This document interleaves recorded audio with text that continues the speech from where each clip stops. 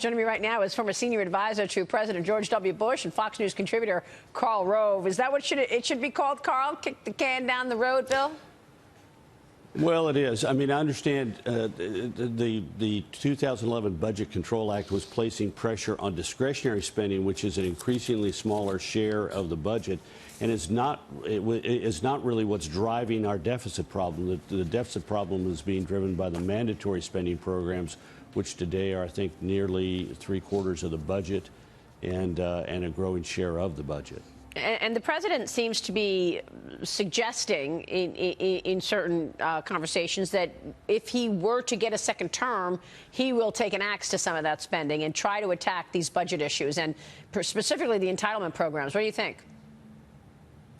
Well, in order to do that, you better have a Republican majority in the House and the Right. Senate, because you cannot count on the Democrats going along with it. They did. It sort of surprised me. They did keep in place some of the Medicare spending restraint measures. There are some things that limit the future increases in Medicare spending. And we call those cuts in Washington, but what it really means is spending is here today, and rather than being it here tomorrow, it's here tomorrow. So, but they did keep those in place, which I took it as a minor good sign. But yeah, 219 Democrats in favor, 16 opposed, 65 Republicans supported it, 132 opposed. A third of the Republicans supported the president on this measure. All right. Well, let me switch gears to the Mueller testimony yesterday. The president spoke out about the former special counsel and this Mueller investigation after the testimony. Here's what he said last night.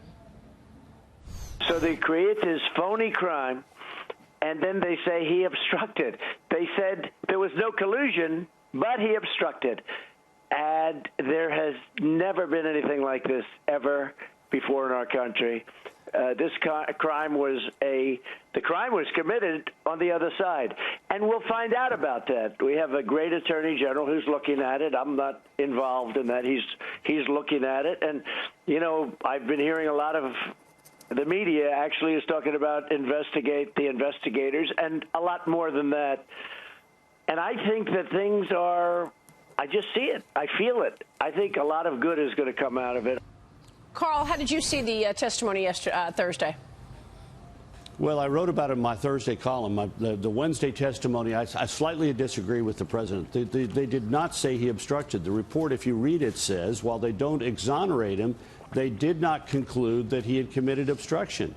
And so, you know, why I think Congressman Radcliffe of Texas, who's a former U.S. attorney, was right.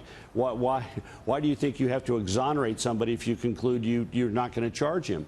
And Mueller made it clear. He bollocksed it in front of the Judiciary Committee, but made clear in his opening statement to the Intelligence Committee that they'd reached that conclusion that they could not charge him, not simply because of the OLC opinion, the Office of Legal Counsel opinion that says you can't indict a sitting president.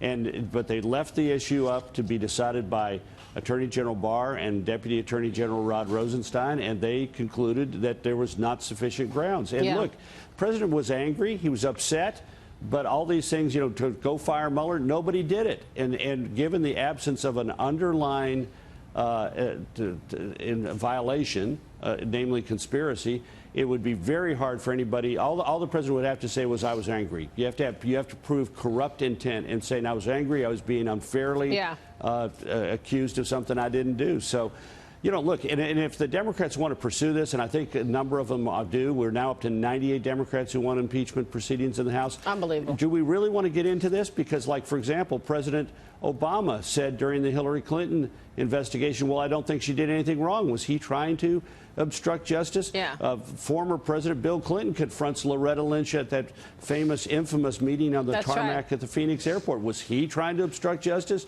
Do we really want to go down this path? No, I don't think so. Right. And what about the cabal of people at the top of the FBI trying to stop Donald Trump? Was that obstruction? Or how about Hillary Clinton using a hammer and bleach bit to get rid of her devices? Was that obstruction? Yeah.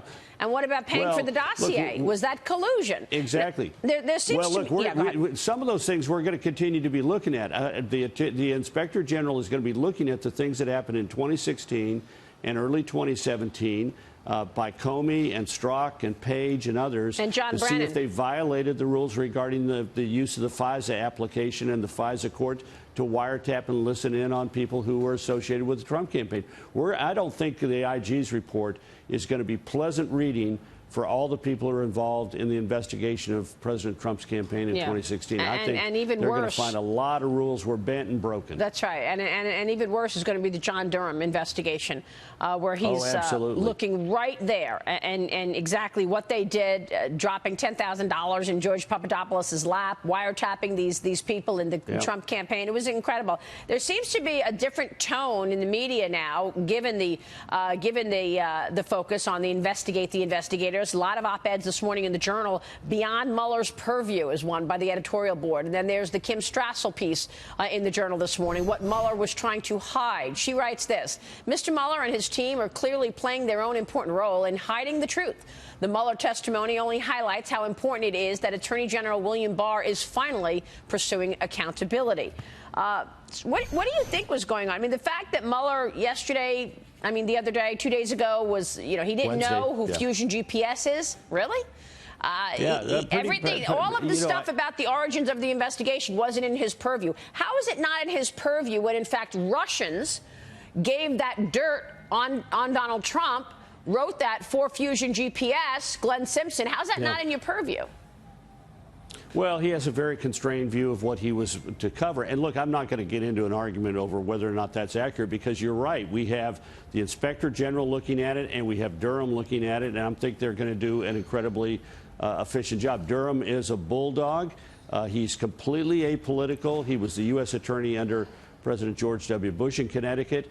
He was appointed specifically because we wanted somebody who would take on the problems with local corruption in Connecticut, and he ended up bringing down the Republican governor and sending him to jail. So this guy is fearless. He's going to do the right thing. And you're right. This is what bothers me. Yes, we ought to be concerned about the Russians trying to be involved in our election and to influence the outcome. We don't want that. But why are we not concerned about the DNC hiring surreptitiously an opposition research firm that in turn hires a British secret former intelligence agent who calls Moscow and says to his former contacts in the KGB, do you have any dirt on Donald Trump? I mean, that was an open invitation to the Russians to get involved. Right. How much of that was disinformation?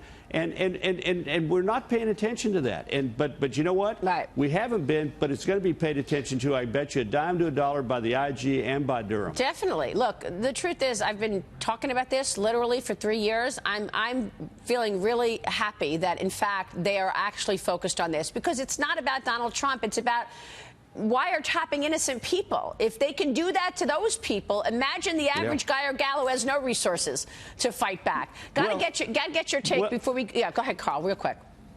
One quick thing. Also, the hypocrisy of the Democrats on both committees saying, how dare the Russians be involved in trying to influence our elections, and showing no concern whatsoever for their campaign, Clinton campaign, outreach to the Russians to say, we're giving you an open invitation to participate in our election. Give us dirt. Talk about Russia meddling. How about Peter Strzok meddling and Andrew McCabe meddling, the FBI meddling? Let me get your take on the fight within the Democrats. Freshman Congresswoman Ilhan Omar wrote a recent New York Times op-ed. She says this: we are essentially in fight for the soul of our nation. She writes in part this: it is not enough to condemn the corruption and self-dealing of this administration. We must support policies that unmistakably improve working people's lives, including by strengthening collective bargaining, raising the minimum wage, and pursuing a universal jobs guarantee. Carl, she also said the people that we really need to be afraid of are white men. Well, look, there's this group of fringe players, but they're playing they have an outsized role in the modern Democratic Party because of their access to social media and the interest of the mainstream media in covering them. But they are, they are lunatics, with all due respect. And this woman is one of them. And today we have a meeting between Ocasio-Cortez and Nancy Pelosi. Nothing good is going to come out of this. There'll be a nice sort of TV moment afterwards. But there's a fight inside the Democratic Party. This week, it's emerged that the same group, the Squad and other allies, are critical of the Democratic Congressional Campaign Committee Chairman, Cheri Bustos of Illinois, because she's not got enough women of color and diversity in the leadership of the Democratic Congressional Campaign Committee, and there's an open war going on over her control over that committee. You have outsiders. She's in charge of the committee. She's going to be held responsible for success or failure. But you have people saying, we want to dictate who you hire and who's in charge of your efforts. And again, it's the same. It's the squad and their allies. And this is going to continue. It's not helpful for the Democrats. It's very helpful for the Republicans. I jokingly said the other night on television with Hannity that I researched it deeply and found no evidence whatsoever for the rumor that that the squad was a creation of Republicans and conservatives in an effort to cripple the Democratic Party. But they're doing a marvelous job of creating mayhem inside the Democratic Party. They really are. But really, it's just amazing the impact that Donald Trump has had on all of these people. You know, the Trump syndrome. Whether it's, Congress or Hollywood, it's just incredible. Carl, thank you. He tends to get him worked up, doesn't he? He sure does. Carl Rove, good to see you. Have a good day, sir.